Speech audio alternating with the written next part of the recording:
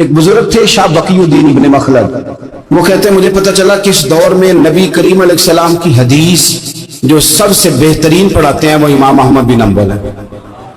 ان کو حضور کی حدیث سے جو خاص شغف ہے وہ کسی اور کو نہیں۔ کہتے ہیں میرے دل میں لو لگ گئی، حالانکہ میں امیر گھرانے سے تھا۔ میں کشتی میں بیٹھا امام احمد بن حنبل کے پاس آنے کے لیے، رشتے میں طوفان آ گیا، کشتی ہچکولے کھانے لگی، کسی طریقے سے ایک جزیرے کے ساتھ جا کے کشتی لگی، ٹوٹ گئی، بکھر گئی، میں جزیرے پہ اتر گیا، اور بھی کئی لوگ تھے۔ ایک مہینہ وہاں رہنا پڑا، بارشیں ختم ہوئی، موسم ٹھیک ہوا، ایک کشتی دکھائی دی آتی ہوئی۔ فرماتے ہیں کہ وہ اس کشتی میں بیٹھا، دوبارہ بغداد گیا، مجھے سفر طے کرتے 2.5 مہینے گزر گئے، وہ جزیرے پہ مہینہ پتے کھا کے بھی گزارا کرنا پڑا۔ نکلا تھا علم حاصل کرنے، جب بغداد شریف پہنچا لوگوں سے پوچھا امام احمد بن حنبل کا مدرسہ کہاں؟ انہوں نے کہا وہ مدرسہ تو بند ہو گیا ہے، وقت کا بادشاہ مخالف ہو گیا، مسجد مدرسہ سیل کر دیا۔ امام صاحب کہاں ہیں؟ کہا گھر کے اندر قید ہیں۔ ان کے گھر کو سب جیل بنا دیا، چاروں جانب پولیس کھڑی، اور ویسے بھی بغداد میں کرفیو، ہر چوک چوراہے میں پولیس والے کھڑے۔ شاہ بقیُدین کہتے ہیں اتنا کچھ سننے کے باوجود بھی میرا جذبہ ٹھنڈا نہیں ہوا۔ وہ مہینے میں سفر کی صحبتیں، وہ سنا تھا کہ آستانہ یار دور ہے، اور ہم نے بھی ٹھان لی تھی کہ جانا، وہ سنا تھا کہ آستانہ یار دور ہے، پر ہم نے یہ ٹھان لی تھی کہ جانا ضرور ہے۔ کہتے پہنچ گئے، اب پتہ چلا کہ کرفیو ہے، سڑکوں پہ پولیس کھڑی ہے، گلیوں میں چوکوں چوراہوں میں پہرے ہیں، امام صاحب تک تو جا کوئی نہیں سکتا۔ کہتے میں نے ایک شخص کی منت کی، میں نے کہا کسی طریقے گاڑی بتا، کہنے لگا میں اشارہ بھی نہیں کر سکتا، سخت حالات ہے، وہ کوئی طریقہ۔ میں نے جب زیادہ تڑپ کے کہا تو وہ شخص کہنے لگا میں ان کے گھر کے قریب تجھے لے جاؤں گا اور گزرتے وقت صرف آنکھ کا اشارہ کروں گا۔ کہتے میں نے کہا یہ بھی ٹھیک ہے۔ ان کے گھر کے تیری تلاش میں پھرے نا ہم جنگل پہاڑ اور دشت میں، ان کے دروازے کے قریب اس نے اشارہ کیا۔ شاہ بقیُدین کہتے ہیں کہ میں گھر دے کے آ گیا واپس۔ اب میں سوچنے لگا کہ کیسے امام صاحب تک پہنچنا ہے، بڑی تجویزیں سوچیں، بڑی تجویزیں، کام والا بن جاؤں، پھیری لگانے لگ جاؤں۔ پھر سوچا کہ اگر میں کچھ بیچوں گا ریڑھی پہ رکھ کے تو کوئی خریدنے نکلے گا، کوئی نہیں نکلے گا، کس طرح کروں، کیا کروں، بڑی سوچیں۔ بالآخر میں نے طے کیا، اللہ اکبر، میں نے نہ کپڑے پھاڑ لیے، امامہ اتار دیا۔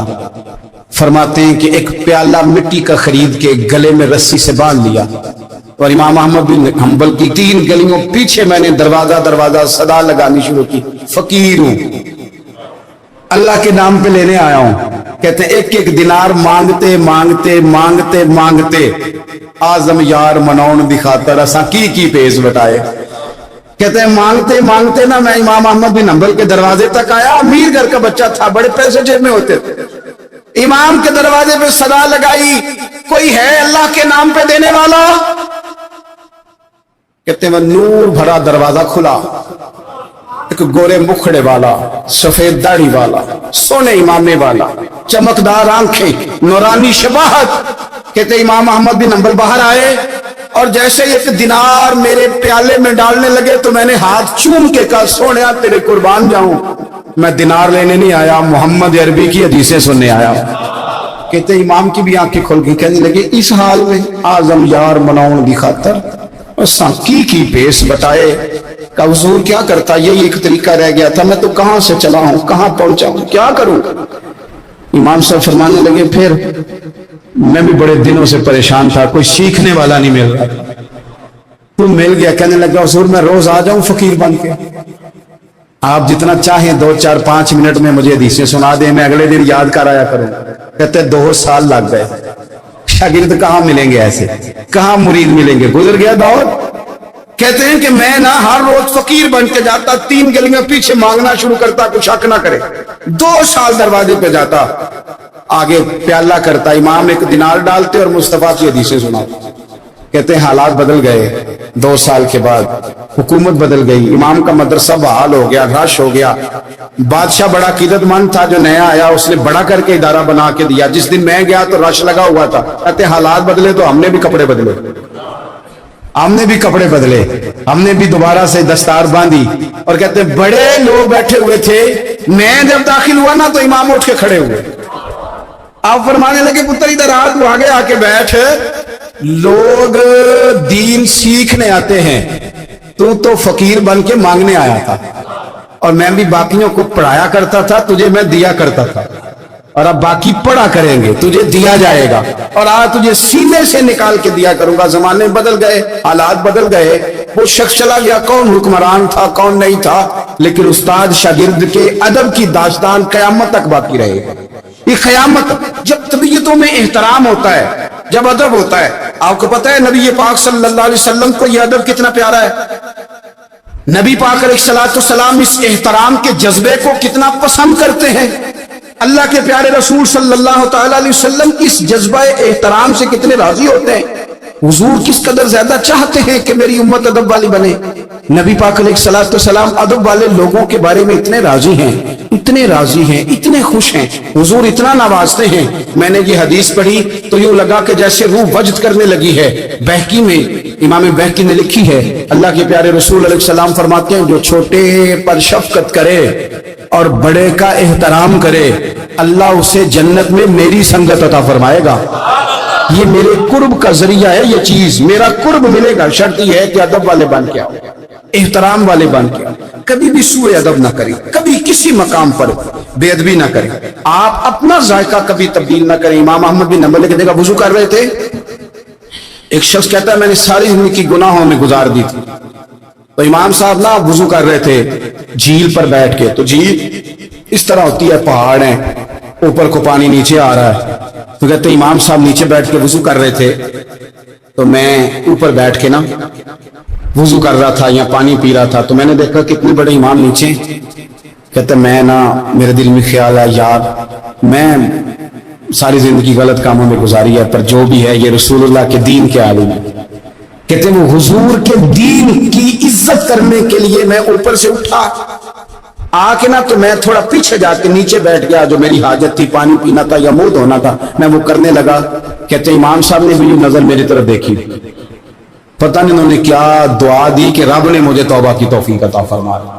میں اللہ کے فضل سے اللہ نے میرا دل موڑ دیا, اور میں رب کریم کی بارگاہ کی جانب میری توجہ ہو گئی. خدا نے مجھے اس ادب کی برکت سے اپنی بارگاہ کی طرف اللہ تبارک و تعالیٰ نے مجھے موڑ لیا. بے ادبی تو بندے کو کفر تک لے جاتی ہے, بے ادبی تو کفر تک لے جاتی ہے. اگر بندہ بے ادب ہوتا ہوتا اللہ رسول کی بے ادبی تک پہنچ جائے تو وہ دور نکل گیا.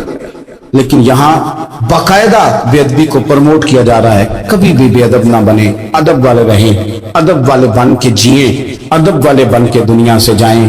وہ درویش نے کہا تھا کہ بے ادباں مقصود نہ حاصل, نہ درگاہ ٹوئی, بانج ادب دے محمد بخشا, توڑ نہیں چڑھیا کوئی, آخر دعویٰ یا ان الحمدللہ رب العالمین. عزیز دوستو,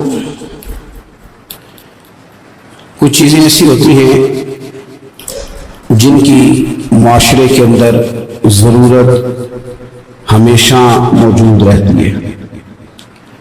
اگر وہ چیزیں معاشرے سے نکال دی جائیں تو معاشرہ قائم تو رہتا ہے لیکن پھیکا سا ہو جاتا ہے. یوں محسوس ہوتا ہے کہ جس طرح کچھ چیزیں زمین کا, معاشرے کا نمک ہے, اگر وہ موجود نہیں ہوں گی تو سارے مسالہ جات اور ساری تیاری کے باوجود سوسائٹی میں چیزیں بدمزہ ہو جائیں گی. انہی چیزوں میں سے ایک چیز ادب ہے. ادب اگر معاشرے سے نکال دیا جائے تو چیزیں پھیکی ہو جائیں گی, اپنا اصل حسن چیزوں کا گدلا ہو جائے گا. بادب لوگ جو ہوتے ہیں وہ دوسروں کو عزت دے دیتے ہیں اور اپنے اخلاق کو بلند کر لیتے ہیں. جب آپ کسی کا احترام کر رہے ہوتے ہیں تو آپ اسی کو نہیں کچھ دے رہے ہوتے, آپ اپنی عظمت کا بھی اظہار کر رہے ہوتے ہیں. کسی کو عزت دیتے وقت آپ کے اخلاق کا بھی پتہ چل رہا ہوتا ہے. اخلاقی قدریں مضبوط ہوتی ہیں احترام کرنے سے. مذہب اسلام اتنا سونا ہے, اتنا پیارا ہے, یہ دین اتنا ٹھنڈا اور اتنا میٹھا ہے کہ دھرتی کے سارے حسن سمیٹ کر اگر ایک لفظ بنایا جائے تو وہ دین اسلام بنتا ہے. یہ دین اتنی خوبصورتیاں بانٹتا ہے. اگر دین اسلام کے مختلف تشریحات کرتے کرتے یہ کہہ دیا جائے نا کہ یہ دین ادب والا دین ہے, احترام والا دین ہے, توقیر والا دین ہے, ہر شخص کو مناسب عزت یعنی نبی پاک علیہ السلام نے استاد کی عزت بیان کی، باپ کی عزت بیان کی، بوڑھے کی عزت بیان کی، امام کی عزت بیان کی، عالم کی عزت بیان کی. کچھ بھی نہیں تھا، بالکل ان پڑھ تھا، سادہ تھا، پر مزدوری کر رہا تھا، حلال کما رہا تھا، ہاتھوں پہ چھالے تھے. قربان جائیں، میرے محبوب نے فرمایا یہ جو حلال کما رہا ہے نا، یہ بھی اللہ کا دوست ہے. اس کا بھی احترام بیان کر دیا، اس کا اکرام بھی بیان کر دیا. تو نے ہر شخص کی قسمت میں یہ عزت لکھی اور آخری خطبے کی صورت میں وصیت لکھی. نبی کریم صلی اللہ علیہ وسلم نے لوگوں کو احترام دیا. اللہ کے محبوب علیہ الصلوۃ والسلام، آپ دیکھیے حضور نے اس عورت کی بھی فضیلت بیان کی جس کے گھر کے اندر اولاد پیدا ہوتی ہے، اور اس کی بھی فضیلت بیان کی کہ جس گھر کے اندر اولاد پیدا ہوتی ہے پر جلدی چلی جاتی ہے، انتقال ہو جاتا ہے کسی بچے کا خدا نخواستہ، اس کی بھی فضیلت بیان کی. جس کا خاوند موجود ہے اور وہ خاوند کی خدمت کرتی ہے، اور اس بیوی کی بھی فضیلت بیان کی جس کا خاوند انتقال کر گیا پر وہ اپنے بچوں کی پرورش کرتی ہے. حضور فرماتے ہیں سب سے پہلے جنت میں مجھے وہ عورت نظر آئے. تو ہر شخص کے لیے حضور نے احترام بیان کیا، اکرام بیان کیا. ہم نے چونکہ بدگمانیاں پیدا کرنی شروع کر لی ہیں، تو معاشرے کے اندر بسنے والے لوگوں کے بارے میں ہمارے دلوں میں مختلف وسوسے آ جاتے ہیں. مختلف وسوسے کسی بھی شعبے کے کسی بھی آدمی کے بارے میں کوئی 2 4 5 باتیں اپنے ذہن میں اکٹھی کر کے یا کانوں میں کسی نے وہ بات ڈال دی تو ہم ذہن بنا لیتے ہیں کہ یہ گاڑیاں چلانے والے تو بندے ٹھیک ہی نہیں ہوتے، یہ جناب پولیس کے محکمے کے لوگ تو درست ہوتے ہی نہیں، فلانے محکمے کے لوگ تو ہوتے ہی خراب ہے. ذہن بن جاتا ہے. پھر آہستہ آہستہ ادب انسان کے دل سے رخصت ہوتا ہے. ہمیں دین نے ادب سکھایا، احترام سکھایا. میرے رسول کریم علیہ الصلوۃ والسلام کی وہ ذات بابرکات ہے. ہمیشہ یہ ہوتا تھا کہ چھوٹے بڑوں کا ادب سکھاتے تھے، پر یہ واحد دربار مصطفیٰ ہے کہ جس کے آداب خود رب کریم نے بیان فرمائے. فرمایا یا ایھا الذین آمنوا لا ترفعوا اصواتکم فوق صوت النبی. آپ کبھی آیت کے انداز پر غور کریں. کہا اے ایمان والو تمہاری آوازیں میرے نبی کریم علیہ السلام کی آواز سے اونچی نہیں ہونی چاہیے. بندے کی آواز کا کوئی والیوم ہوتا ہے کہ اب 3 پہ آواز ہے؟ ٹیپ ریکارڈر کا تو والیوم ہوتا ہے نا کہ 1 پہ ہے، 2 پہ ہے، 6 پہ ہے. تو آواز کا والیوم ہوتا ہے کہ یہ کتنے پہ ہے. آواز تولی جا سکتی ہے کہ میری آواز کا وزن اس وقت 1.5 پاؤ ہے، آدھا کلو ہے، 5 چٹانک ہے، کوئی ہوتا ہے وزن؟ لیکن ہمیں بتایا گیا کہ بالکل وزن نہیں ہوتا، تولی نہیں جا سکتی، ماپی نہیں جا سکتی، پرکھی نہیں جا سکتی. لیکن جب تم نے دروازہ رسول پہ آنا ہے تو پھر آواز کو بھی تول کے آنا ہے، پھر لفظوں کو پرکھ کے آنا ہے، پھر جملے مرتب کر کے آنا ہے، پھر ترتیب لگا کے آنا ہے، پھر تم نے وہاں سوچ سمجھ کے بات کرنی. حضرت امام احمد بن حنبل فرماتے میں غلام خریدنے گیا، اس نے میرے ساتھ شرط رکھی کہ حضور آپ مجھے خرید کے لے جانے ہیں، میری شرط یہ ہے کہ میں دن کو آپ کی ڈیوٹی کروں گا، رات کو نہیں کروں گا. فرماتے میں لے آیا، گھر لا کے میں نے پوچھا تیرا نام کیا ہے؟ کہنے لگا حضور غلاموں کا نام نہیں ہوتا. کھائے گا کیا؟ حضور غلاموں کی چاہت نہیں ہوتی، جس نام سے پکارو گے آ جاؤں گا، جو دو گے کھا لوں گا. کہا کس کمرے میں رہو گے؟ کہا حضور غلاموں کے نخرے نہیں ہوتے. کہتے میں نے کہا پھر بھی یہ کمرے ہیں پسند کر لو. ایک ٹوٹا پھوٹا سا کمرہ اس نے پسند کر لیا. امام احمد بن حنبل فرماتے میں اسے کام بتاتا پر اتنی محنت سے کرتا کہ کمال کر دیتا، میرے اشارے سمجھتا. ایک دن میں تہجد کے وقت اٹھا، اس کے کمرے میں گیا تو وہ توبہ توبہ پکار رہا تھا. سنو ولیوں کی توبہ. فرماتے اس کے کمرے سے چیخنے کی، یا اللہ معاف کر دے، یا اللہ معاف کر دے، اللہ معافی دے دے. تڑپ رہا ہے، رو رہا ہے. اور امام احمد بن حنبل فرماتے ہیں حال یہ ہے کہ اس کے کمرے سے لے کر آسمان تک نور ہی نور پھیلا ہوا ہے، نور ہی نور. اور وہ روتا ہے یا اللہ معاف کر دے، یا اللہ معاف کر دے. فرماتے میں سوچنے لگا معافی کس چیز کی مانگ رہا ہے؟ فرماتے وہ خود ہی بولا اور معافی دیکھو بھائی، توبہ دیکھو اللہ والوں کی. کہنے لگا اے اللہ میں تیرا بندہ ہوں، تو نے زندگی دی، نعمت دی، آنکھیں دی، کان دیے، سانسیں چلائیں، بغیر مانگے سارا کچھ دیا۔ چاہیے تو یہ تھا کہ میں دن رات تیری بارگاہ میں جھکا رہتا، پر مجھے معاف کر دے، میرے اوپر امام احمد بن حنبل کے بھی حقوق ہیں، میرے مالک کا بھی حق ہے، اس لیے میں دن سارا عبادت نہیں کر سکتا، بس 5 نمازیں پڑھ سکتا ہوں، رات میں جاگتا رہتا ہوں تیرے حضور۔ اللہ وہ جو سارا دن میں عبادت نہیں نہ کر پاتا مجھے معاف کر دے، خدایا میری غلطی معاف کر دے، اللہ مجھے بخش دے۔ اور راتی ساری کر کر زاری، نیند اکھاں تھی توندے، فجرے اوہی گناہگار کا آون، سب تو نہیں، یا اللہ چاہیے تھا میں 24 گھنٹے سجدے کرتا، بخش دے، یہ میری خطا معاف کر دے۔ ساون کی کالی راتوں میں جب بوندا باندی ہوتی ہے، وہ راتوں کو اٹھ اٹھ روتے، جب خلقت ساری سوتی ہے، اور درویش کہنے لگے رات پوے تے بے دردانو، نیند پیاری آوے، درد مندانو یاد سجن دی، ستے امیان جگاوے۔ یا اللہ معاف کر دے، میں سارا دن سجدے نہیں کر پاتا، سارا دن لمبی نہ معافی دے دے، یہ توبہ ہے اللہ والوں کی۔ امام احمد بن حنبل فرماتے ہیں فجر کے وقت وہ میرے ساتھ مسجد گیا، میں نے اس کا چہرہ دیکھا، میں اس کو کونے میں لے گیا، میں نے کہا جا تو اللہ کی رضا کے لیے آزاد ہے، جا میں اپنے حق معاف کرتا ہوں، مکان تیرے پاس رہے گا، کھانا تجھے ملے گا، تو آزاد ہے۔ اس نے کہا حضور ہوا کیا؟ ہوا کیا؟ ہماری تو خواہش ہے نا کہ بندہ اس وقت ملنے آئے جب میں تسبیح پڑھ رہا ہوں، کوئی اس وقت گھر پہنچے جب میں سجدے میں ہوں، لوگوں کو پتا چلے بڑا نیک ہے، بڑا نمازی ہے، اس وقت کسی کی نظر پڑے جب میں بالکل قرآن پاک پہ بیٹھا ہوں۔ فرماتے ہیں جب میں نے کہا نا تو آزاد ہے، تو کہنے لگا حضور کیا ہوا؟ فرمانے لگے رات میں نے تیری توبہ دیکھ لی ہے، توبہ دیکھ لی۔ امام صاحب فرماتے ہیں وہ پھر تڑپ کے رویا، سجدے میں سر رکھا، تو نے یہ کیا عجب کیا، مجھ کو بھی فاش کر دیا، میں ہی تو ایک راز تھا سینہ کائنات میں، میں سراپا مخزن راز تھا، میں رہا تھا مدتوں راز میں، یہ تیرا شوق دید کشاں کشاں مجھے بھی کھینچ لایا مجاز میں۔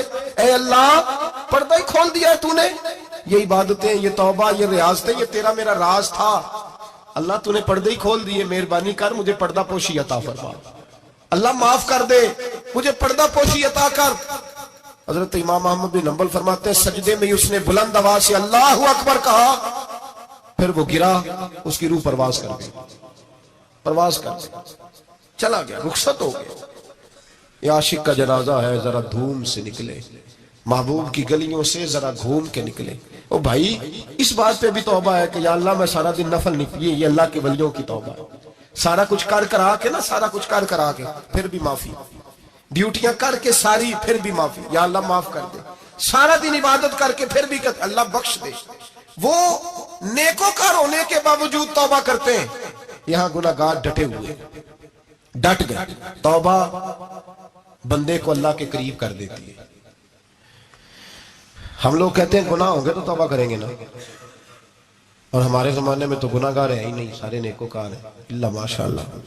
اور اس وقت مدینے اور مکے میں اس ہمارے زمانے میں مدینے اور مکے میں جس آدمی کی فقہ پہ عمل کیا جاتا ہے وہ امام احمد بن حنبل ہے۔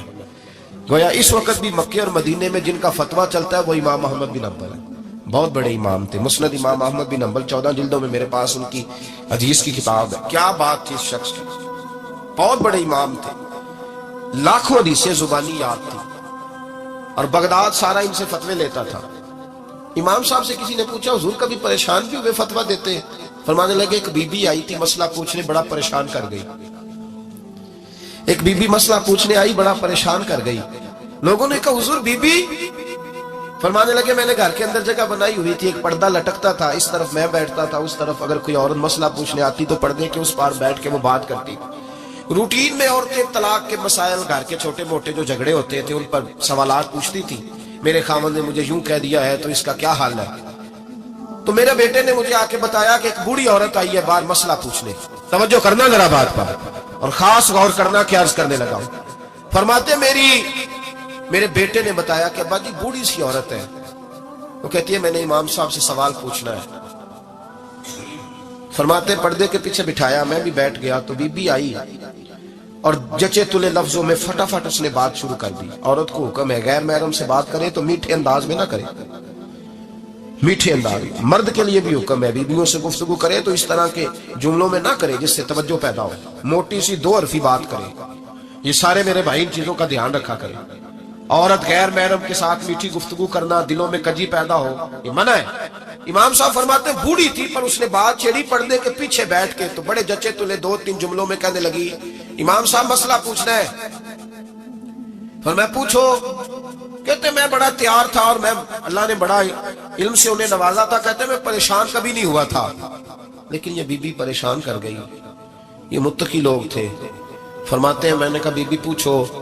कहने लगी हुजूर मैं ना मेहनत की कमाई से रोटी खाती हूँ, चरखा रखा हुआ है, सूत काट के उसकी कमाई खाती हूँ, सारा दिन मजदूरी करती हूँ, कभी कभी काम रह जाता है तो 14वीं के चांद की रोशनी में छत पे बैठ जाती हूँ, तो चरखा काटती हूँ।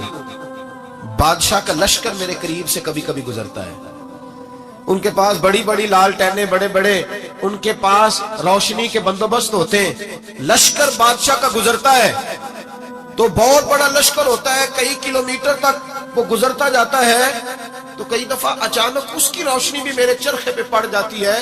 मसला ये पूछना है कि उस रोशनी में जो मैं सूत काटती हूँ उसकी कमाई मेरे लिए हलाल है कि हराम है? इमाम अहमद बिन हंबल फरमाते हैं मैं तड़प के रोया। बीबी तो कभी किसी ने पूछा ही नहीं, इतनी बारीक। कहने लगी बेवा हूं, बे औलाद हूं, मजदूरी करके रोटी खाती हूं। पूछना ये था ओ भाइयों, ये भी तो यही वक्त गुजार के गए हैं ना, ये भी वही कुरान पढ़ते थे जो हम पढ़ते, ये भी उसी रसूल का कलमा पढ़ते थे जिनका हम पढ़ते, ये भी उसी दीन के मानने वाले थे जिसके ये लोग मानने वाले। हम किधर निकल गए? परवाह ही नहीं, हलाल हराम की तमीज ही नहीं। लेकिन औलिया अल्लाह की सिफ्त हजरत इमाम अहमद बिन हंबल फरमाते हैं मैं चकरा गया और मैंने उससे पूछा पहले तो अपना तारफ करा, तू है कौन, तू कौन है? उसने कहा हुजूर तारफ छोड़े, जो मसला पूछने आए उसे अपना डाटा भी देना पड़ता है, हमें बता दिया तो छोड़े। फरमाया नहीं पहले बता तू कौन है। तो वो कहने लगी मैं हजरत बिशरे हाफी की हमशीरा हूं। वो जो बगदाद में बाबा नंगे पैर फिरता है तो कोई जानवर गोबर भी नहीं ना करता गलियों में, वो नेक बाबा, मैं उसकी बहन हूं। तो इमाम अहमद बिन हंबल कहते मैं रो पड़ा। मैंने कहा अपा ओ मेरी बहन, कोई और आता तो मैं फतवा यही देता कि तू को छीन के रोशनी तो नहीं ना लेती, खुद पड़ जाती है, जायज है तेरे लिए, लेकिन तू चूंकि बिशर हाफी की हमशीरा है तो तेरे लिए जायज नहीं, तू ना ये कर, तेरे लिए तकवे वाला फैसला है मेरा, तकवे वाला, तू ना ये काम कर। इमाम अहमद बिन हंबल फरमाते हैं बीबी चली गई पर मैं सारी रात रोता रहा। वकान यत्तकून, ये परहेजगार लोग थे। ओ भाई वली की करामत ये थोड़ी है कि जब से मैं गया हूं फूक मरवाई है तो मेरी दुकान बड़ी चली, ये कोई अलामत है वली होने की? किस चक्कर में पड़ गए? औलिया अल्लाह की अलामत यह है कि वो तेरे अंदर सुरूर डाल दे रसूलुल्लाह की मोहब्बत का। वली अल्लाह की अलामत इकबाल कहते हैं वही है तेरे जमाने का इमाम में बरहक, जो तुझे हाजिर मौजूद से बेजार करे और मौत की शक्ल में दिखला के तुझे जलवाए यार, जिंदगी तेरे लिए और भी दुश्वार करे, मुश्किल कर दे, तेरा मरने को दिल करे, तेरा दिल करे कि मरूंगा तो महबूब के जलवे फिर से नजर आएंगे। वही है तेरे जमाने का इमाम बरहक। एक होता है गुफ्तगू का असर, वो भी बड़ा होता है, और एक होता है लहजे का असर। लहजे का असर भी अपनी एक खास कैफियत रखता है। इस्लाम हमें ये सबक देता है कि तुम्हारा कलाम भी ठीक होना चाहिए और तुम्हारा लहजा भी ठीक होना चाहिए। कुछ लोग गुफ्तगू इस तरह करते हैं कि अगर उनके जुमलों के मानी तलाश किए जाए तो वो मानी ठीक होते हैं। उन्होंने जो जुमला बोला है वो जुमला दुरुस्त है, पर जो उनका लहजा था ना वो लहजा ठीक नहीं था। दूसरा माना यह है कि तेरी बात ठीक है पर तेरा अंदाज ठीक नहीं। और ये जो लहजा होता है ना ये अपना असर रखता है। मेरे लहजे में गुरूर आया था, तेरा हक था, तू शिकायत करता है। लहजा जो होता है ना ये बहरहाल अपना असर रखता है, इसकी तासीर होती है, इसका असर होता है। और ये छोटा बच्चा जो 8 महीने साल का बच्चा ना, छोटा, उसके साथ अगर आप गुफ्तगू कर रहे हैं, उसके साथ आप प्यार कर रहे हैं, छोटे बच्चे की बात कर रहा हूं, छोटा बच्चा है, साल या साल भर से कम उम्र है, आपने उसके रुखसार पे हल्का सा मारा है, हल्का सा, लेकिन जब मारा है तो हंसते हुए मारा है। आप हंस रहे थे जब आपने मारा तो बच्चा भी हंस पड़ता है। لیکن آپ نے اس کے چہرے پہ مارا ہے, مارا اتنی زور سے ہی ہے, پر مارا غصے کے ساتھ. وہ رو پڑتا ہے. وہ بھائی تھوڑی دیر پہلے تجھے مارا تھا ہنس کے, تو ہنس پڑا تھا. تیری عمر تو ہے سال, اور سال سے کم, سال سے زیادہ ابھی تو چل نہیں پا رہا. تو وہ چھوٹا بچہ بھی ہمیں بتاتا ہے کہ تیری مار کا اثر نہیں ہوا میرے والد, میرے بھائی, میری اماں, تیری مار کا اثر نہیں, تیرے لہجے کا اثر ہے. تیرا جو لہجہ تھا نا وہ اثر کر گیا ہے, تیرا لہجہ جو تھا نا وہ دل میں اتر گیا ہے. تیری جو بات ہے نا کک سواد نہیں مشری اندر, اساں کھنڈا میں چک ڈٹھیاں, انہاں ساریاں شیواں نالوں گلاں سجن دیاں مٹھیاں. کچھ باتوں میں تاثیر ہوتی ہے, کچھ لوگوں کا لب و لہجہ حسین ہوتا ہے, کچھ لوگ ایسے ہوتے ہیں کہ وہ نا مطلب لمبے چوڑے جملے نہیں کہتے لیکن ملتے اتنے پیار سے ہیں کہ یوں لگتا ہے کہ وہ ہمارے سینے سے لگے تھے تو دکھ سارے کھینچ لیے انہوں نے ہر چیز ہمارے اندر سے نکال دی, پریشانی والی راضی کر دیا. انہوں نے روٹی اتنی شاندار نہیں کھلائی لیکن ملے اتنے پیار سے, گفتگو اتنی سونی, لب و لہجہ اتنا حسین تھا کہ تیریاں ویکھ کے عدامت میں مرید ہی ہو گئی. ان کا انداز اتنا خوبصورت تھا. ہمارا نا لہجہ آہستہ آہستہ, مثلا بعض لوگ بات کرتے ہیں تو لفظوں میں تلخی ہوتی ہے, ترشروئی ہوتی ہے. جب وہ کہتے ہیں میں نے کہا کیا ہے, یہ بڑا خوبصورت ایک انداز ہے. بہو کئی دفعہ اس طرح کرتی ہے کہ ساس کو جب روٹی دیتی ہے تو لہجہ بڑا سخت ہوتا ہے, لے آئیے کھانا پکا کے, پر جس طرح وہ لائی ہے, جس طرح اس نے رکھا ہے, جو اس کا انداز تھا, جو پھر پانی لانے کا انداز تھا, جو پھر دوائی دینے کا انداز تھا. تو شام کو بیٹا گھر آیا تو مار ہو پڑی ہے, بیمار ماں. اس نے کہا بیٹے تیری بیوی بڑا تنگ کرتی ہے. تو بیوی کیا کہتی ہے, کہتی ہے پوچھو میں آکھیا کی ہے, کچھ بھی نہیں سو آکھیا, غلطی کی تھی کوئی نہیں, بالکل ٹھیک کہہ رہی ہے. وہ کہتی ہے کہ اماں سے پوچھے میں نے کہا کیا ہے, تو بالکل اس نے کچھ بھی نہیں کہا, یہ تو بالکل بات ٹھیک ہے. اس نے ایک جملہ بھی سخت معاذ اللہ, اس نے کوئی برا بھلا نہیں کہا, کوئی گالی نہیں دی, لیکن تیری روٹی لانے کا انداز اتنا تلخ تھا کہ اس بوڑھی اور بیمار ماں کے آنسو نکل گئے. مانا کیا ہوا کہ ہو سکتا ہے تو تلخ بات کرتی تو وہ معاملہ کسی حد تک قابل قبول ہوتا, پر وہ جو تیرے لہجے نے یوں اس طرح کیا نا جس طرح کو بھکاری کو دے رہا ہو. وہ میرے بھائی تیرا انداز تو ٹھیک ہو, تیری گفتگو کا طریقہ تو ٹھیک ہو. وہ کہتے ہیں کہ معاملات تو نصیبوں سے ہیں, پر چلو یار ملاقات تو ٹھیک ہونا. کچھ لوگ ایسے ہوتے ہیں کہ ایک لمحہ مل جائیں تو ان کی ملاقات کی یاد کبھی دوبارہ ہے نا تو وہ یاد بھی بندے کے دکھ سارے دور کر جاتی ہے, طبیعت کو تازہ کر جاتی ہے. حضرت امام مالک کہتے ہیں میں غریب کا بیٹا تھا. اکثر دین پڑھنے والے غریبوں کے بیٹے ہوتے ہیں. امیروں کے بچے ایف ایس سی پڑھتے ہیں, بی ایس سی پڑھتے ہیں, ٹیکنالوجی پڑھتے ہیں. غریبوں کے بچے دین پڑھتے ہیں, اور پھر امیروں کو ممبریاں ملتی ہیں. غریبوں کے بچوں کو اللہ ممبر عطا فرماتا ہے, مصلی رسول اللہ دیتا ہے. حضرت سیدنا امام ابو مالک فرماتے ہیں میں غریب کا بیٹا تھا اور میری 6-7 بہنیں, میں اکیلا بھائی تھا. آپ فرماتے ہیں میرے ابا جی فوت ہو گئے. میری امی پکڑ کے مجھے ایک دھوبی کی دکان پہ لے گئی, کہنے لگی اسے کپڑے دھونے کا طریقہ بتا دے, سلیقہ سمجھا دے, یہ بھی ایک چھوٹی سی لانڈری کی دکان کھول لے گا, میری بیٹیوں کا پیٹ پالے گا. دھوبی کہنے لگا ٹھیک ہے میں 2-3 درہم بھی دوں گا مہینے کے, اور جب کام سیکھ جائے گا تو تنخواہ بڑھ جائے گا. امام ابو مالک رحمت اللہ علیہ فرماتے ہیں میں بہنوں کے لیے روزی کمانے نکلا, میں بیوہ ماں کے سر پہ بوجھ اتارنے کے لیے نکلا, میں غربت کے عالم میں نکلا. رستے میں امام اعظم کا مدرسہ تھا. فرماتے میں وہاں چمکتے چہرے دیکھتا, لیکن اپنی غربت کو دیکھ کے میں آگے بڑھ جاتا, پریشان ہوتا کہ میں کیسے علم حاصل کروں گا. آپ فرماتے ہیں امام صاحب مجھے اکثر دیکھتے, ایک دن امام اعظم باہر نکلے, مجھے کھڑے ہوئے دیکھا تو قریب بلایا, سینے سے لگایا, ماتھا چوما, کیا نام ہے؟ میں نے کہا ابو مالک میرا نام ہے. کہا تمہیں پڑھنے کا شوق ہے؟ کہا بڑا شوق ہے. کہنے لگے چل آ جا پڑھا کر, آ جا مدرسے میں پڑھا کر. کہتے میں سارا دن وہاں پڑھتا, گھر سے کام کرنے آتا, سارا دن امام اعظم کے پاس پڑھتا رہتا. مہینہ آیا تو میری اماں کہنے لگی تنخواہ لاؤ. میں نے کہا امی جی تنخواہ تو وہ دے گا جو ڈیوٹی پہ جاتا ہو, میں تو پڑھنے جاتا ہوں. کہتے اماں گھر سے نکلی اور بڑے غصے کے ساتھ نکلی, کہنے لگی مولوی نے میرا بچہ خراب کر دیا, میرا بچہ خراب کر دیا, میں کام پہ بھیجتی تھی, اس نے کس چکر میں ڈال دیا, مسلوں سے بھی کبھی پیٹ بھرا ہے, کام بھی تو کرنے چاہیے نا. کہتے امام اعظم کے سامنے کھڑی ہوئی, امام صاحب بڑے امیر کبیر آدمی, اربوں خربوں پتی, اور پھر اتنے بڑے عالم فقیر, سارا بغداد, سارا کوفہ, سارا مصر سلوٹ کرتا ہے. بی بی آئی اور تیز جملے, عورتوں کا طریقہ ہوتا ہے. کہنے لگی مولوی تیری سفید داڑھی, تیرا اتنا نام, تجھے خیال ہی نہیں آیا میں بیوہ عورت ہوں, تو نے میرا بچہ خراب کر ڈالا, میری یتیم بچیاں روٹی کہاں سے کھائیں گی, مسلوں سے بھی کبھی پیٹ بھرا ہے. کہتی اتنے سخت جملے کہے, پر قربان جاؤ امام اعظم سنتے رہے اور مسکراتے رہے. کہنے لگے میری غلطی ہے، میری غلطی ہے، میری غلطی ہے، بی بی بھول گیا تھا، غلطی ہو گئی۔ بی بی کہتے ہیں امام صاحب سنتے رہے، جب غصہ اتر گیا تو کہنے لگے اماں تیرا غصہ اتر گیا ہے؟ اتر گیا ہے۔ کہنے لگے تیرا بیٹا بڑا نیک ہے، تیرا بیٹا بڑا لائق ہے، تو اسے پڑھنے دے۔ کہنے لگے چپ کر دے مولوی، یہ پڑھے گا تو میں روٹی کہاں سے کھاؤں گی؟ امام صاحب کہنے لگے مجھے بتائے گی تیرے گھر کا خرچہ کتنا ہے؟ اس نے ایک لفظ میں 3 دینار کا، ایک روایت ایسے بھی لکھی ہے بزرگوں نے، کہنے لگی 40 درہم ہے۔ اور اماں کہتی میں نے جان بوجھ کے زیادہ بتائے، حالانکہ میں کنار کا خرچہ کرتی تھی، لیکن جب کھلا ڈلا کرے تو وہ والا خرچہ بتایا۔ میں نے کہا 40 درہم خرچہ ہے، تو دے گا؟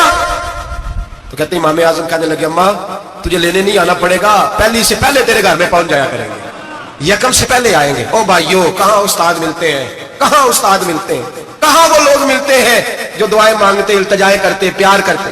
گزر گیا وہ دور، اب تو سوٹ لینے کا دور ہے، مٹھائیاں لینے کا دور ہے، ہار ڈلوانے کا دور آیا ہے۔ اب کون پوچھتا ہے؟ اب تو پوچھتے ہیں تو میرے لیے کیا لایا ہے؟ حضرت سیدنا امام اعظم ابو حنیفہ رحمۃ اللہ علیہ 1 دن نہیں، 2 دن نہیں، 4 دن نہیں، 5 مہینے نہیں، 20 سال تک، کہنا آسان، بولنا آسان، سننا آسان، 20 سال تک امام ابو مالک کے گھر میں خرچہ دیتے رہے، وہ پڑھتے رہے۔ اماں کہنے لگی تو میرے بیٹے کو لگا تو لیا ہے تو پڑھ کے بنے گا کیا؟ حضرت امام اعظم فرمانے لگے بادشاہوں کے تخت پر بیٹھ کر بادشاہوں کے ساتھ کھانے کھایا کرے گا، ان کے ساتھ بیٹھ کے حلوہ کھائے گا، وقت آئے گا تو دیکھے گی۔ کہتے ہیں میرے امام انتقال کر گئے، وقت بیت گیا، ہارون رشید نے مجھے بلایا بغداد میں اور کہا میں آپ کو چیف جسٹس بنانے لگا ہوں۔ کہتے ہیں میں خوشی سے سجدے کرنے لگا، میں چیف جسٹس بنا۔ میں نے اپنی اماں کو خط لکھا کہ اماں بغداد آ جا، تیرے بیٹے کو اللہ نے بڑی شان عطا کر دی ہے۔ فرماتے ہیں ہارون رشید کی بیوی بڑی اولیاء کی، علماء کی بڑی فرما بردار تھی، محبت کرنے والی تھی، اس نے حلوہ بنا کے بھیجا، کھانا بنا کے بھیجا۔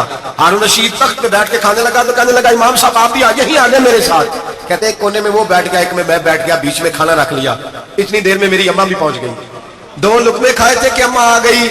جب اماں نے مجھے تخت پہ بیٹھے دیکھا، ایک یتیم، ایک لاوارث، ایک بن باپ کا بچہ، وہ کل تک جو بہنوں کے لیے 4 دینار نہیں لا سکتا تھا، تخت پہ بیٹھ کے جب روٹی کھاتے دیکھا تو اماں تڑپ گئی، روئی، چیخیں ماری۔ میں نے کہا اماں کیا ہوا؟ کہنے لگی بیٹا مجھے تیرا استاد یاد آ گیا ہے، اس نے کئی سال پہلے کہا تھا اسے دین کا علم پڑھنے دے، اسے فقیہ بننے دے، یہ بہت آگے جائے گا۔ دیکھ آج اللہ نے تجھے کتنی شان عطا کی ہے۔ کہا بیٹا یہ کمال تیرا نہیں، یہ امام اعظم ابو حنیفہ کا کمال ہے، یہ ان کا کمال ہے جنہوں نے تمہیں یہاں تک پہنچایا۔ میرے بھائی اپنی پوری زندگی حضرت امام اعظم ابو حنیفہ نے۔ آج تو اساتذہ کرام، اساتذہ مجھ سے ٹیچر کہنے لگے حضرت جی دل نہیں لگتا، بے سکونی سی ہے، کچھ بتلائیں۔ تو میں نے کہا کلاس میں کوئی یتیم بچہ ڈھونڈ لیں، کوئی لاوارث بچہ ڈھونڈیں، اس کی وردی اپنے ذمہ لے لیں، کتابیں اپنے ذمہ لے لیں، اس کا خرچہ اپنے ذمہ لے لیں، روز جیب میں ٹافیاں ڈال کے جایا کرے کہ غریب کو دینی ہے۔ پر میں 2 مہینے یہ والا وظیفہ بھی پڑھ کے دیکھے، اللہ آپ کو سکون عطا کرے گا۔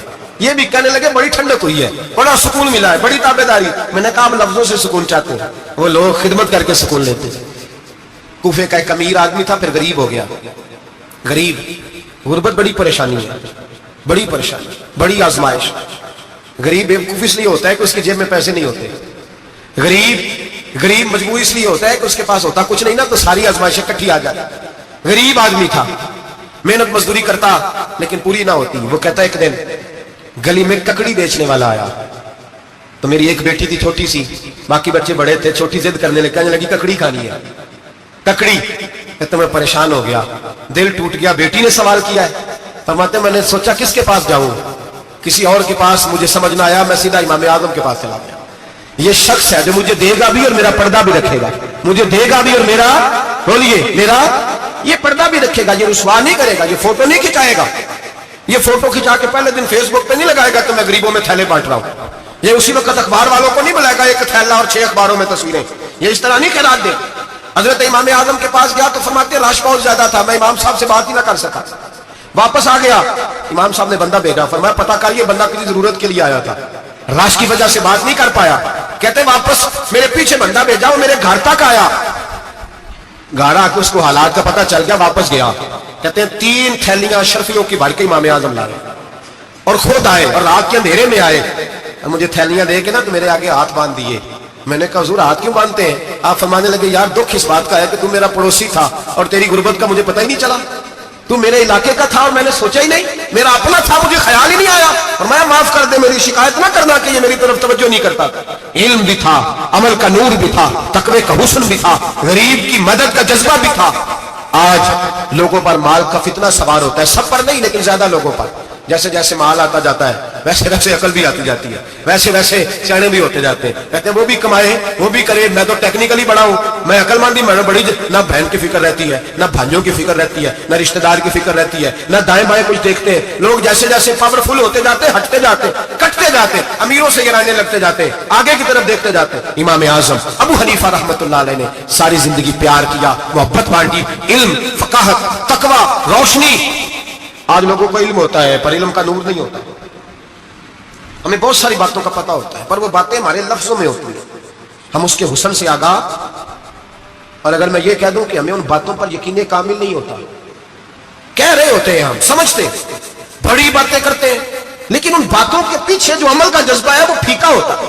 امام اعظم ابو حنیفہ رحمۃ اللہ تعالی علیہ جتنے بڑے عالم تھے اتنا ہی بڑا خوف تھا اللہ کا, دل اتنا ہی بڑا خوف تھا.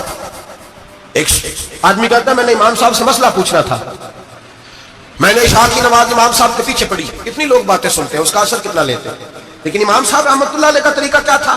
کہتے ہیں میں نے امام صاحب کے ساتھ نماز پڑھی مسجد میں, تو قاری صاحب نے قرآن پڑھا, اذا زلزلت الارض زلزالها واخرجت الارض اثقالها. فرماتے ہیں آخری دو آیتیں پڑھی, فمن يعمل مثقال ذرة خيرا يره ومن يعمل مثقال ذرة شرا يره. اللہ فرماتے ہیں میں قیامت کے دن تیرے ذرے ذرے کا حساب کروں گا. ذرہ برابر نیکی ہوئی تو تیرے سامنے آئی, ذرہ برابر گناہ ہوا تو تیرے کس کے برابر؟ جی وہ کتنا ہوتا ہے؟ ریت کا ایک ذرہ, اس کے برابر بھی گناہ ہوا تو تیرے سامنے. یہ اللہ کہہ دیا ہے, تو ایسا انشاءاللہ ہو کے رہے گا. اللہ ایک دفعہ دکھائے گا. دعا فرمائے اللہ ہمیں معافی عطا فرمائے, اللہ ہم سے درگزر فرمائے, اللہ ہمیں بخشے ہوئے میں شامل فرمائے.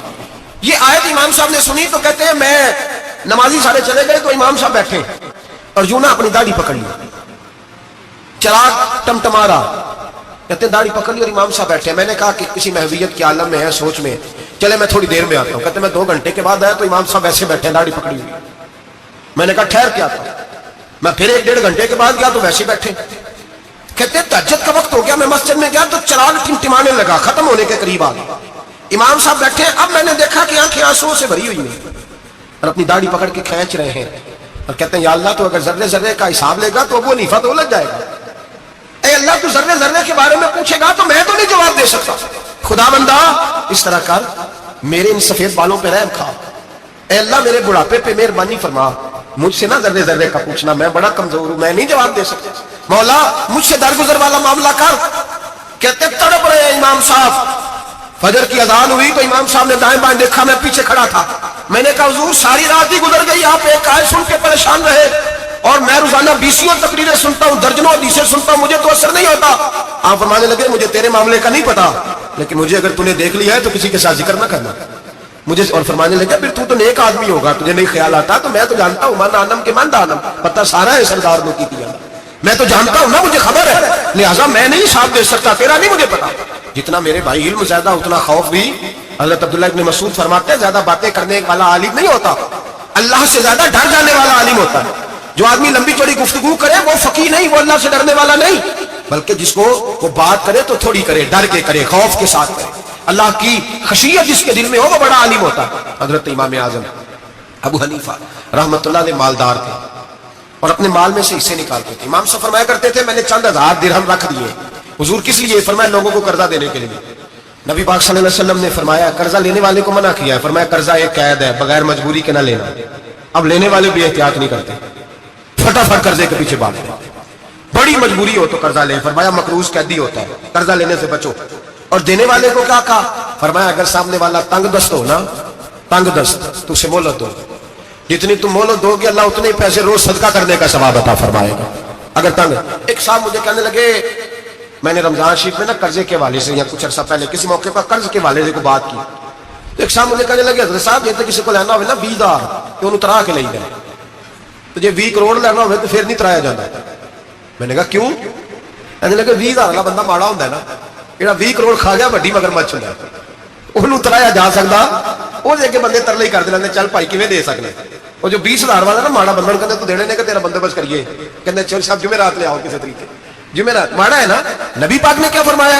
हुजूर ने फरमाया तुझे पता चल जाए कि तंग दस्त है तो मोहलत दे, जितने दिन तू उससे पैसे नहीं लेगा उतने पैसे रोज सदका करने का सवाब दिया जाए। अब लोग जो तगड़ी मोटे मगरमच्छ उनको मोहलत देते हैं, कहते हैं थोड़ा बुदे मिली, फिर कहते हैं नहीं आप बताएं आप कैसे दे सकते। और माड़ा बंदा इन्हें 2000 देना दुकान का, उसको दुकानदार कहता है कल साइकिल लेके तब गुजरना मेरे आगे से अगर पैसे देने हैं तो मैंने साइकिल रख लेना। डरना चाहिए अल्लाह पाक, हमें पता होता है सामने वाला गरीब है, तंग दस्त है, मजबूर है, मोहलत देनी। इमाम साहब कहते हैं मैंने कुछ पैसे रखे हुए, पास मंजर ये था कि गरीब लोग आते हैं तो मैं उनकी मदद करूंगा। इमाम आजम अबू हनीफा ने एक बंदे से पैसे लेने थे और हाल ये था कि आप धूप में खड़े थे, साथ उस बंदे का मकान था।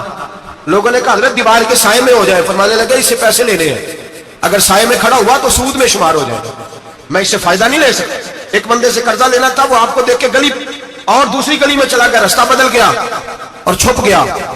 इमाम साहब रोने लगे, कहने लगे अल्लाह मैं इतना बुरा हो गया हूं कि तेरे बंदे मुझसे छुपने लगे, उसको ढूंढ के लायक क्यों छुपता है? हुजूर आपके पैसे देने हैं। आपने फरमाया जा मैंने अल्लाह की रजा के लिए माफ किया, आज के बाद छुपना ना, इसलिए मैं नहीं चाहता कि तुझे कोफ्त हो, तू मेरी तरफ देख के छुपने लगा, मेरी तरफ देख के। गरीब तो भाई गलियों में घुसते फिरते हैं कि कोई बंदा मिल ना जाए, मकरूज आदमी, पता उस वक्त चलता है जब खुदकुशी कर गया, पता उस वक्त चलता है, फिर लोग आते हैं उसके बच्चों को कहते हैं फिक्र ना करना हम तेरे साथ हैं, तो उसके साथ होना था, इसका साया बच जाता। अब आए हो इमाम आजम अबू हनीफा रहमतुल्लाह ताला अलैह लोगों को सहूलत देते, आसानी देते, प्यार करते, मोहब्बत करते।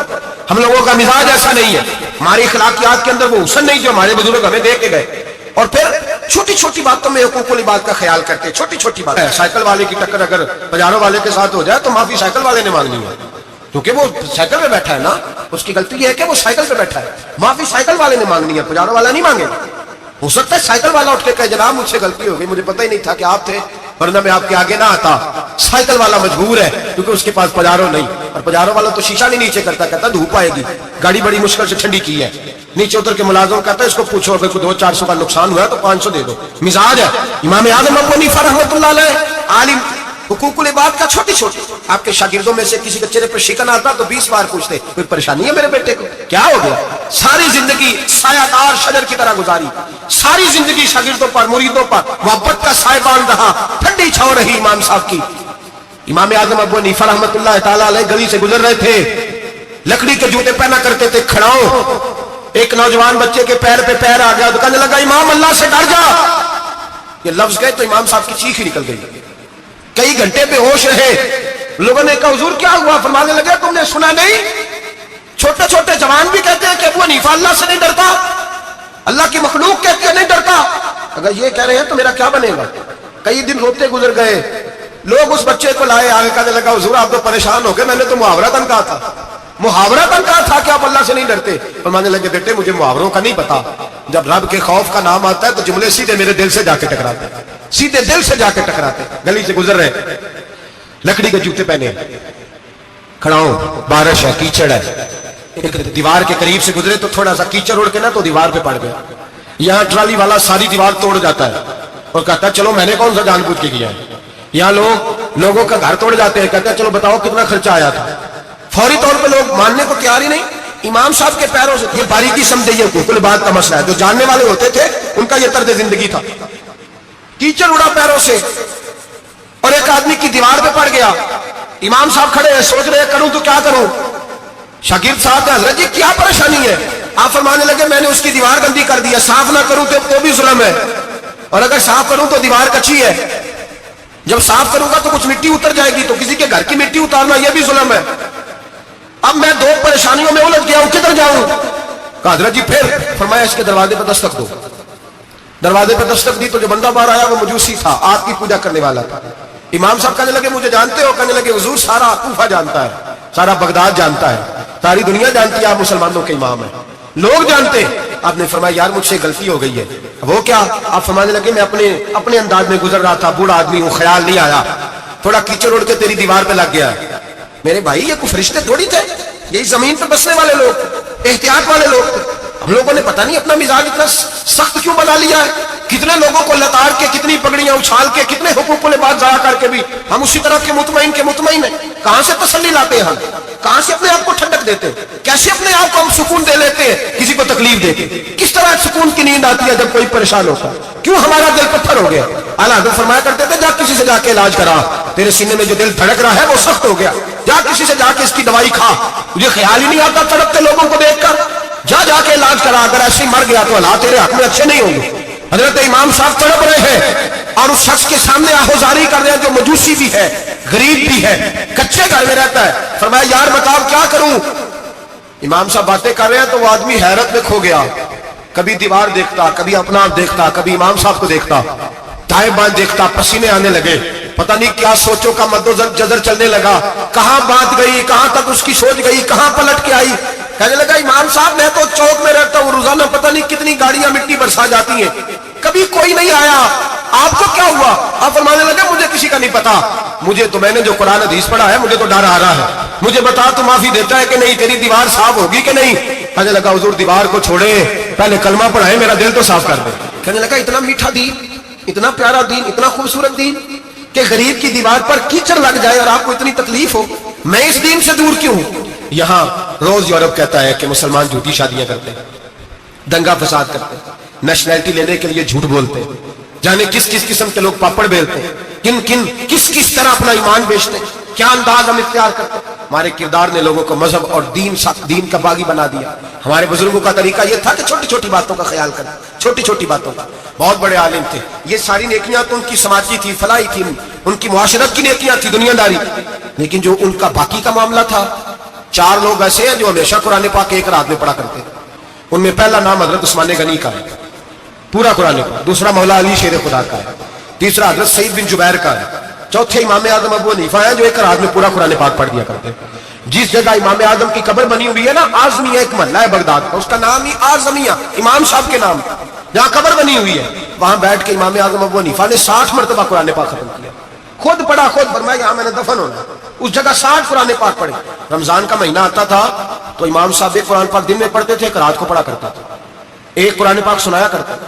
امام صاحب رحمۃ اللہ علیہ ساری رات نفل پڑھتے تھے۔ لوگ کہتے ہیں کہ امام صاحب کی رات نماز کے لیے کھڑے ہوتے تو ایک رکعت میں 15 سپارے پڑھتے، تو لوگ کہتے تھے یہ ابو حنیفہ نہیں، یہ تو کسی نے پلر کھڑا کر دیا، یہ تو کوئی ستون ہے، رکوع ہی نہیں کرتا، پورے 15 سپارے۔ یہاں تو ابھی تراویح آئیں گی، لوگ پہلے سے کہنے لگ گئے بڑی گرمیوں کے روزے، بڑی گرمیوں کے روزے، اور ہاتھ تو لینے دے بھائی، پول تو لینے دے رمضان شریف کو، اللہ بڑا مہربان ہے، ہر چیز کو بدلنے پہ قادر ہے۔ پہلے سے لوگ تیاری کر رہے ہیں، مسجدیں ڈھونڈیں گے جائے اسی اچھا ہو، قرآن جلدی پڑھا جائے، ڈھونڈ کے۔ امام صاحب رحمۃ اللہ تعالیٰ علیہ، اور میں اکثر کہا کرتا ہوں، میں کہتا ہوں تو تراویح میں کھڑا نہیں ہوتا، پاسپورٹ کے دفتر کھڑا ہو جاتا ہے 2 گھنٹے، شناختی کارڈ کے دفتر تو 3 گھنٹے کھڑا ہو لیتا ہے، یہ تیرا ظلم ہے اپنی ذات کے ساتھ کہ تجھے قرآن کے لیے کھڑا نہیں ہوا جاتا، دنیا داری کے لیے کھڑا، وہ پروجیکٹر کرانے جائے تو چاہے تجھے 4 گھنٹے لائن میں کھڑا ہونا پڑے، وہاں تو کھڑا ہو لیتا، اللہ سے ڈر، اپنی تھوڑی سی دنیا داری کے لیے سارا کچھ کر لیتا ہے۔ حضرت امام صاحب رحمۃ اللہ تعالیٰ علیہ تقویٰ اور طہارت کے پہاڑ 55 حج کیے امام اعظم نے، کتنے؟ 55 حج فرمائے۔ آج ایک مشقت والا کام ہے، جدوجہد والا کام ہے، جوان بھی تھک جاتے ہیں، کہتے ہیں بڑا مشکل ہے جی، اور یہ جتنا مرضی آسان ہو گیا قیامت تک اس نے مشکل ہی رہنا ہے، اس لیے کہ یہ ایک مجاہدہ ہے۔ 55 حج کیے، آخری حج پہ گئے تو کعبے کے مجاور کو کہنے لگے ذرا کھول نہیں دیتے کعبے کا دروازہ، میرا اندر جانے کو دل کرتا ہے۔ اس نے دروازہ کھولا، اندر گئے تو کہنے لگے خدایا، 2 جملے کہے، کہنے لگے اے اللہ جتنا تو نے مال دیا تھا میں اتنا شکر نہیں ادا کر سکا، اور جتنا تو نے علم دیا تھا میں اتنا عمل نہیں کر سکا، اب بوڑھا ہو گیا ہوں، مہربانی کرنا مجھ سے درگزر والا معاملہ کر، اور اے اللہ اگر تو مجھے بتا دے کہ تو راضی یا ناراض ہے تو میں ذرا سکون سے مر جاؤں۔ کہتے ہیں کعبے کی دیواروں سے آواز آنے لگی ابو حنیفہ تیرا رب تجھ سے بڑا راضی ہے۔ داتا گنج بخش علی اجمیری جیسا بابا 1000 سال پہلے لکھ کے گئے کشف الماجوب میں، داتا صاحب نے لکھا ہے 1000 سال پہلے کشف الماجوب میں، داتا صاحب فرماتے ہیں میں حضرت بلال کی قبر پہ حاضری دینے گیا، یعنی 1000 سال پہلے کے مسلمان بھی قبروں پہ مزاروں پہ جایا کرتے تھے۔ داتا صاحب لکھتے کہتے ہیں ملک شام میں حضرت بلال حبشی کی قبر پہ حاضری دینے گیا، میں قبر پہ حاضری دے کے تو ساتھ لیٹ گیا، میری آنکھ لگ گئی، مجھے خواب میں نبی پاک کا دیدار نصیب ہوا، گویا حاضری حضرت بلال کی، اور برکت یہ کہ وہاں مجھے مصطفیٰ کا دیدار نصیب ہو رہا ہے۔ فرماتے ہیں نبی پاک میری خواب میں آئے، حضور نے ایک بوڑھے بابے کے گلے میں ہاتھ ڈالا ہوا ہے اور اپنے ساتھ چلا رہے ہیں۔ میں نے عرض کی یا رسول اللہ یہ کون ہے؟ تو نبی پاک نے فرمایا یہ تیرا امام اعظم ابو حنیفہ ہے۔ فرماتے ہیں مجھے سمجھ آ گئی کہ امام اعظم بھٹک اس لیے نہیں سکتے کہ انہیں رسول پاک نے سارا عطا فرمایا ہے، وہ بھٹک اس لیے نہیں سکتے کہ نبی پاک نے انہیں سارا دیا۔ داتا گنج بخش علی اجمیری رحمت اللہ تعالی علیہ فرماتے ہیں کہ امام صاحب رحمت اللہ تعالی علیہ بہت بڑی شخصیت۔ امام اعظم کا پیغام کیا ہے؟ انہوں نے فقہ بنائی، دین پھیلایا، جتنی بھی میں نے باتیں سنائی سارا پیغام ہے امام صاحب۔ امام صاحب رحمۃ اللہ تعالی علیہ فرماتے ہیں کہ دین پر عمل کرنے والوں کو بھی کسی اچھی صحبت کی ضرورت ہوتی ہے. عمل کرنے والے، آپ فرماتے ہیں کئی دفعہ عمل کرنے والے کا عمل بھی ٹوٹ جاتا ہے، استقامت نہیں رہتی. فرماتے ہیں اچھی صحبتیں تلاش کرو، ان کے پاس بیٹھا کرو، ورنہ ہو سکتا ہے جو عمل تم کر رہے ہو اس میں کمی آ جائے. جتنا نیک لوگوں سے رابطہ زیادہ رہتا ہے انسان کا دین پر عمل زیادہ رہتا ہے. مولاي صل وسلم دائما ابدا على حبيبك خير الخلق كلهم. مولاي صل وسلم دائما ابدا على حبيبك خير الخلق كلهم. محمد سيد الكونين وثقلين. محمد سيد الكونين وثقلين والفريقين من عرب ومن عجم. مولاي صل وسلم دائما ابدا على حبيبك خير الخلق كلهم. هو الحبيب الذي ترجى شفاعته. هو الحبيب الذي ترجى شفاعته لكل هول من الأهوال مقتحم. مولاي صل وسلم دائما ابدا على حبيبك خير الخلق كلهم. فاق النبيين في خلق وفي خلق. فاق النبيين في خلق وفي خلق ولم يدانوه في علم ولا كرم. مولاي صل وسلم دائما ابدا على حبيبك خير الخلق كلهم.